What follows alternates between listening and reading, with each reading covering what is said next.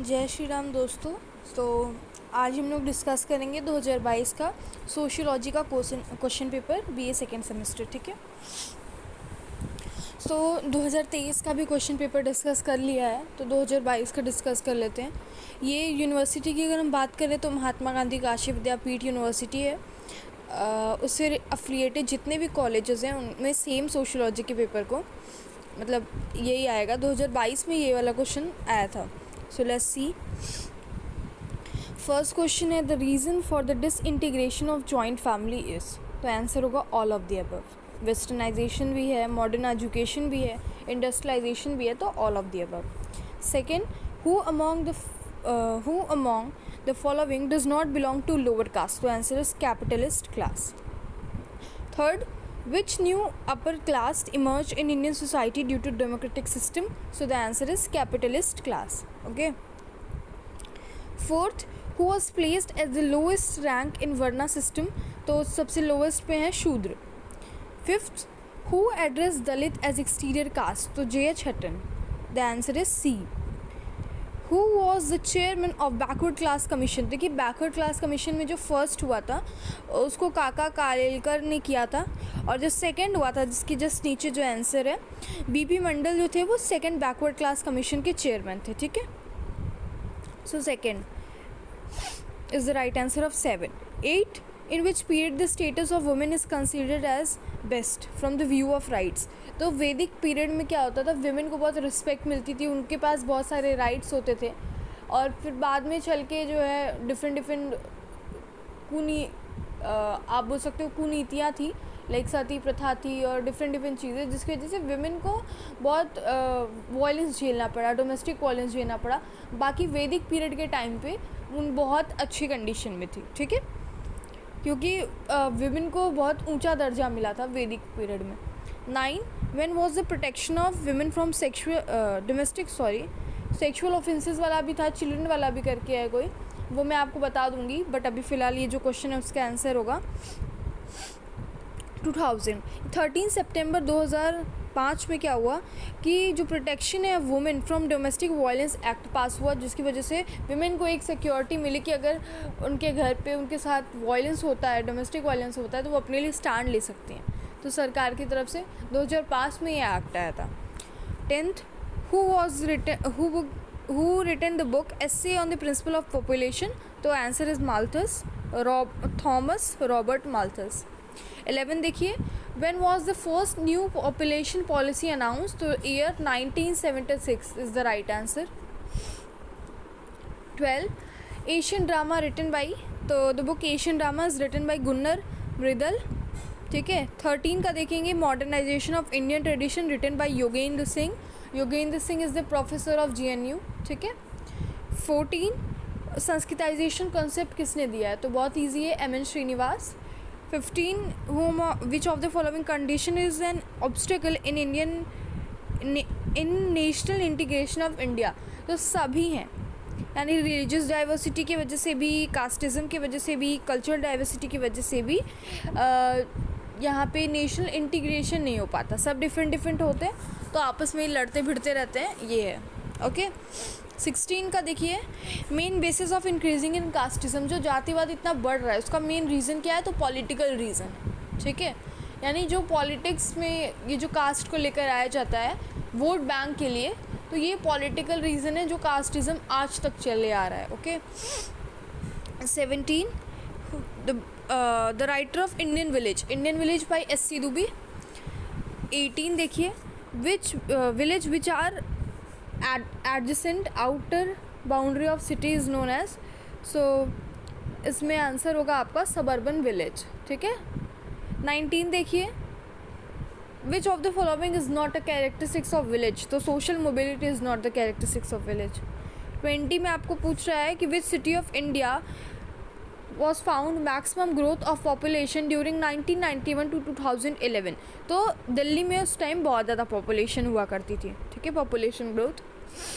21 को पूछ रहा है कि किसने कहा rural and village difference is a matter of degree? तो ये जो सेंटेंस है ये S.C. दुबे ने कहा है। ठीक है, 22 का देखिए, who gave the concept of rural urban community, तो the answer is SC Dube, ये भी। 23 how many language has been recognise by constitution of India, तो 22 लैंग्वेजेस हैं, बहुत ईजी है। फिर 24 देखिए, the founder of Arya Samaj Dayanand Saraswati. 25 due to diversity of Indian society is regarded as, तो जो इंडियन सोसाइटी है उसको हम प्लूरलिस्ट सोसाइटी बोलते हैं, प्लूरल सोसाइटी बोलते हैं, जहाँ पे डिफरेंट लोग रहते हैं, डिफरेंट कल्चर के, डिफरेंट, समझ में आया, रिलीजन के। सो 26 क्या होगा, the basic unity of India जो during the British rule was, तो इंडिया जो थी वो किसके लिए एकदम एकजुट हो गई थी, इंडिपेंडेंस मूवमेंट जो चल रहा था ब्रिटिशर्स से छुटकारा पाने के लिए, तो सारे इंडियंस एक साथ जुड़ गए थे, तो एक साथ यूनिटी में आए थे due to national independence movement. Okay, who started the social reform movement in Bengal during 19th century, the right answer is Raja Ram Mohan Roy. 28 देखेंगे, who emphasize the study of Indian tradition on the basis of Indological approach, so Indological में आपका BK सरकार है, बिनोय कुमार सरकार, ठीक है, इनका full form है, तो ऐसा नहीं लगे कि हम BK सरकार पढ़े हैं, इसमें फुल दे दिया तो हम कंफ्यूज हो गया, ठीक है, तो राइट आंसर होगा बिनोय कुमार सरकार। वो एम्फेसाइज द स्टडी, लेकिन इसी के जस्ट नीचे देखिए कंफ्यूजिंग वाला क्वेश्चन है, एक में एम्फेसाइज कर दिया तो BK सरकार हो गया, बाकी देखिए इसमें कास्ट और क्लास की बात हो रही है, इंडोलॉजिकल अप्रोच तो है दोनों, लेकिन कास्ट और क्लास की बात हो रही है 29 में, और 28 में ट्रेडिशन की बात हो रही है, सो BK सरकार थी। 29 में आपका आंसर होगा who study the caste and class on the basis of indological approach, तो GS घुरे। 30 देखेंगे, सबसे ज़्यादा बोले जाने वाली भाषा है आफ्टर हिंदी, इस क्वेश्चन में ये बोल रहा है कि हिंदी के बाद सबसे कौन सी बहुत ज़्यादा बोलने वाली भाषा है, तो the answer is Telugu, right.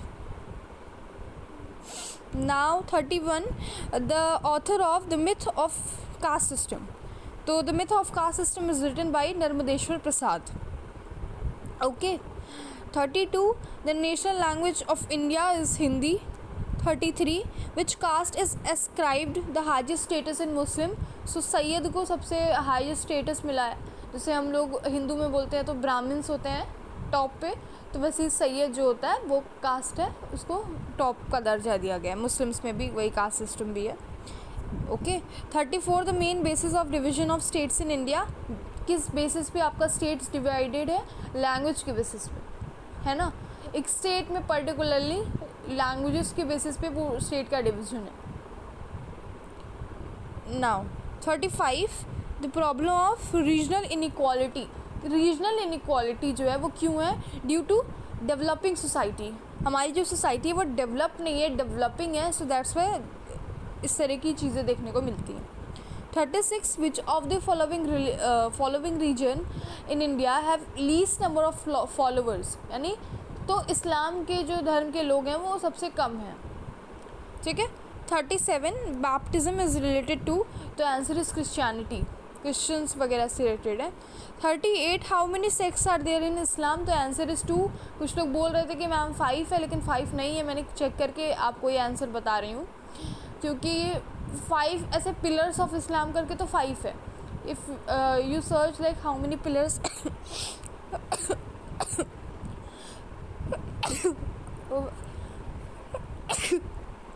I am so sorry, so अगर आप सर्च करोगे पिलर्स ऑफ इस्लाम तो आप 5 लगाना, बट सेक्ट की बात हो रही है तो आप 2 ही लगाओगे, ठीक है, मैंने अपने टीचर से कंफर्म करके ये आपको बता रही हूँ। ओके, नाउ 39 देखिए, शक्ता सेक्ट बिलोंग टू, तो शक्ता दैट मीन्स शक्ति, और शक्ति कहाँ से इमर्ज हुआ है, हिंदूज़ में, so the right answer is Hindu. Vaishnava यानी विष्णु, लॉर्ड विष्णु से रिलेटेड है ये सेक्ट। 16 सैक्रामेंट कहाँ पाए जाते हैं, 16 संस्कार पाए जाते हैं हिंदुओं में, Hinduism.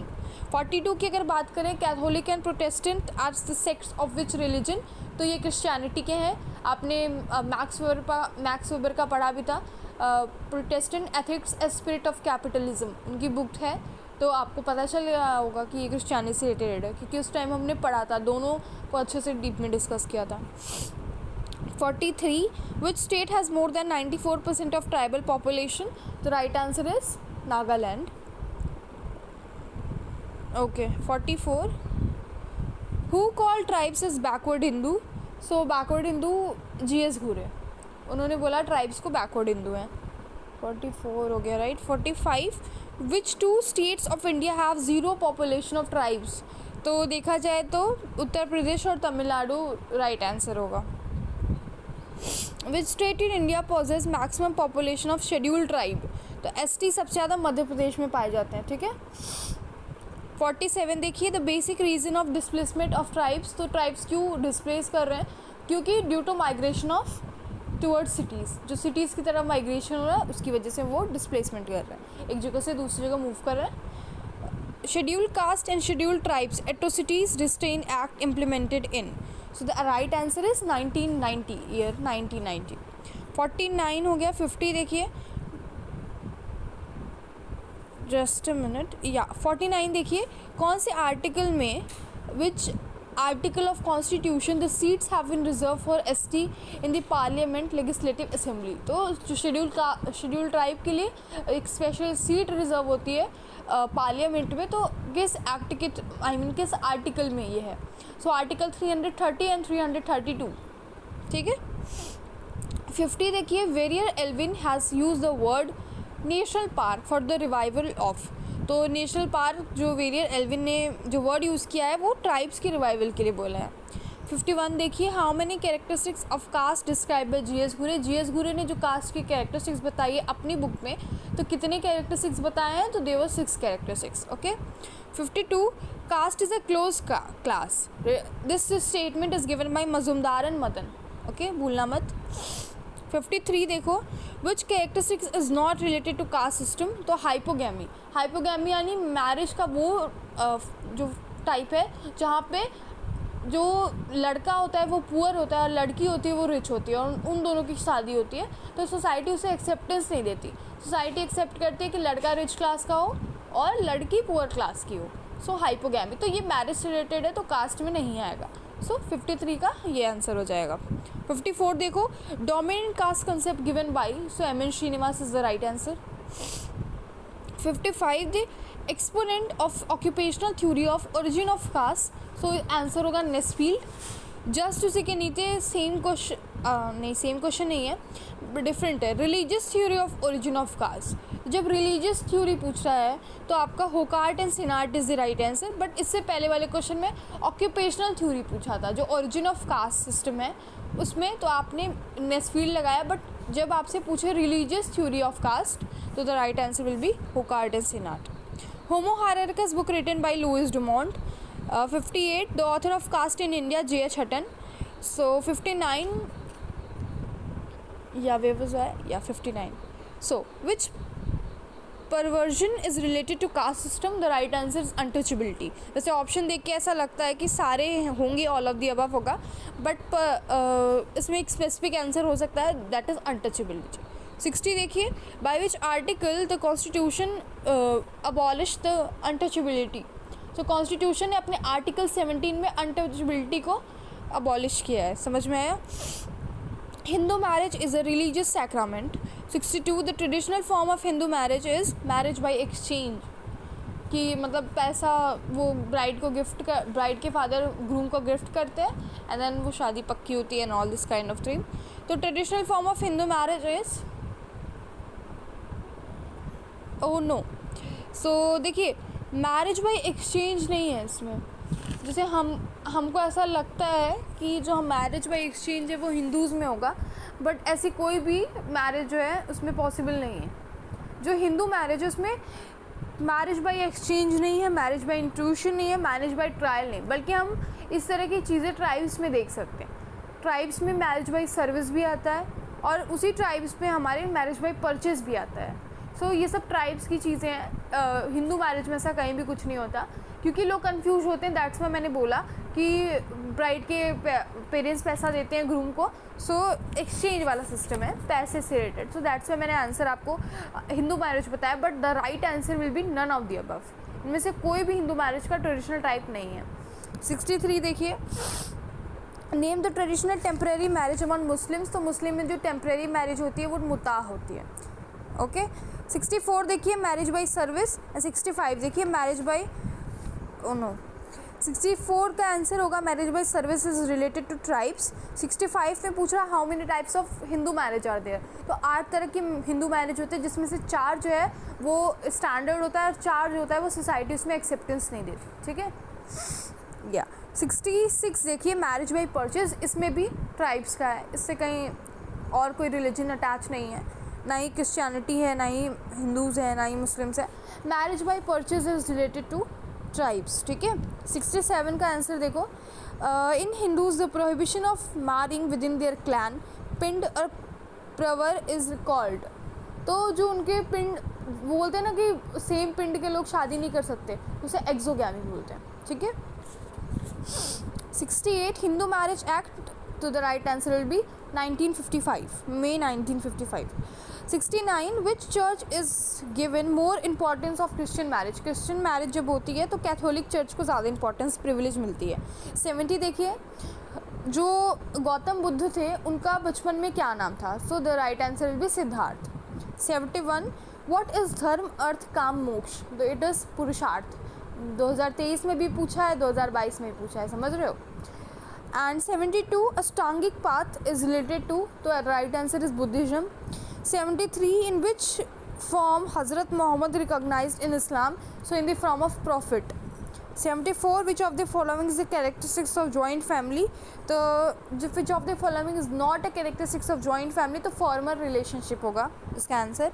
What is the eldest member of family is called, जो घर का जॉइंट फैमिली का या फैमिली का जो सबसे एल्डेस्ट मेंबर होता है उसे क्या बोलते हैं, सो उसे हम कर्ता बोलते हैं, ना कि नेता, ना कि राजा, ना कि नायक, कर्ता बोलते हैं, जो हेड ऑफ दी फैमिली होता है, ठीक है।